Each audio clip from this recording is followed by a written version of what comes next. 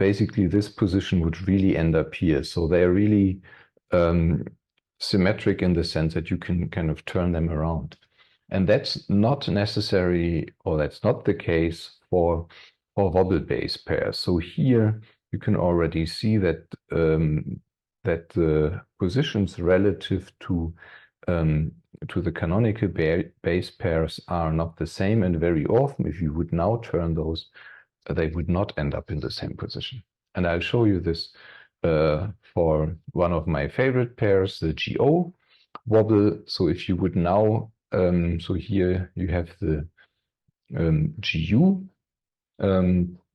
If you now turn this around and you just look where basically the sugar would sit, you can see that this is actually not exactly at the same position.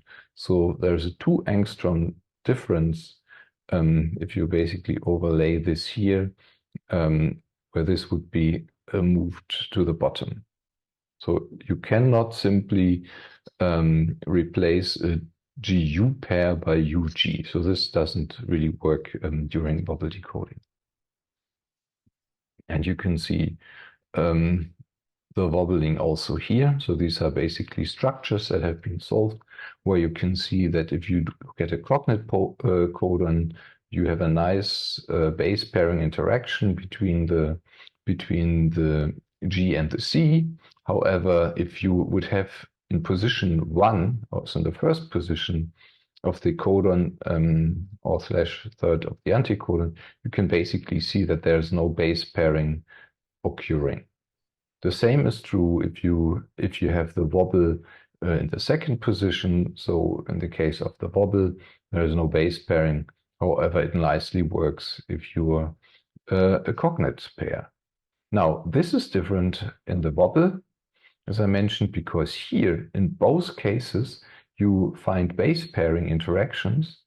And what's really interesting is, even though the base pairing is not in a way the way it should work, however, the geometry of the base pair looks very similar to a Watson-Crick base pair. So it's actually, even though it's a wobble codon-anticodon interaction, it adopts the wobble, the Watson-Crick geometry, and that's actually what the ribosome looks for.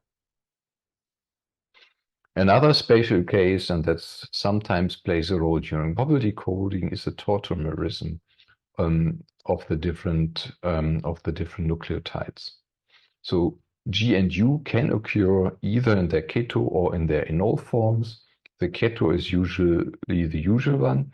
However, if you have an enol, so the keto-enol pairs are isosteric. So in this case, the GU would actually be equivalent to a UG.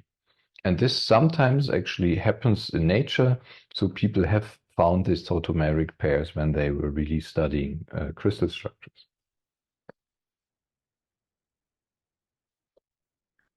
But now let me show you an example how frequent these wobble interactions actually are.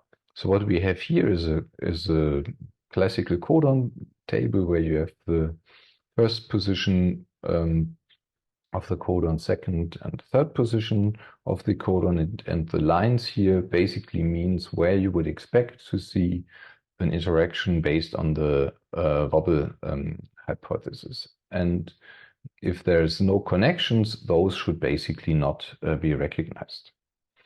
Now, what you can see here next to the dot, which corresponds to the tRNA, is that there are actually many tRNAs that are not represented. So those tRNAs do simply not exist. And then you can see that those are all connected by lines to other tRNAs, which in this case hopefully do exist, because they now allow the near-cognate tRNA to decode the codon by wobble decoding. And in cases where, some cases, this doesn't really work. So we have specific tRNAs, which actually in this case have a very low number of tRNAs, and those are essential. So if you remove this tRNA, for example, the cell will be dead because these guys cannot wobble here. So this is basically a codon that cannot be read anymore. And you have a few cases where they are non-essential, because even though there's only one, if you remove it, then the cell will basically decode it by wobbling. And you've seen these codon tables, I would say, quite frequently. But what I'm now going to try to tell you is that these codon tables don't make much sense in terms of biology, because they're somehow ordering the codons and the anticodons in an alphabetic fashion, which, again, in biology doesn't make much sense. But what would make sense is the following. So this is a representation based on the energy of the anticodon-codon interaction. So the energy that's basically in this bond. And the way they put it here, that's work by Eric Westhoff and Henri Grosjean, is that you have here first position of the codon, second position, and third position, is that you have those positions where the interaction is very strong are at the top, and those where they're very weak is at the bottom. I mean, G's and C's form 3 hydrogen bonds. That's why these guys are stronger than the AU, which only form 2. And then if you were a GC in position 1 and 2, you basically end up in these strong pairs. And those interactions are so strong, so the first two nucleotides interact so tightly that the third nucleotide actually doesn't matter anymore. The ribosomes cannot distinguish these guys. So they're basically, from the perspective of the ribosome, they're identical. And that also means that, for example, here, you can only, because the ribosome is unable to distinguish these four codons all need to be a single amino acid, because if you can't distinguish GGA from a GGC, these better be the same amino acids. Otherwise, you would constantly build in the wrong amino acid into your peptide. At the bottom end of this codon wheel are the weakest ones. So you have AU in position 1 and also in position 2. Those interactions are actually very weak. Now, weakness is problematic because while the other ones were very tight and clear, here it's much easier to kind of mess up things. And I'll tell you in a moment how nature has actually solved this, or what it actually has done is basically placing RNA modifications.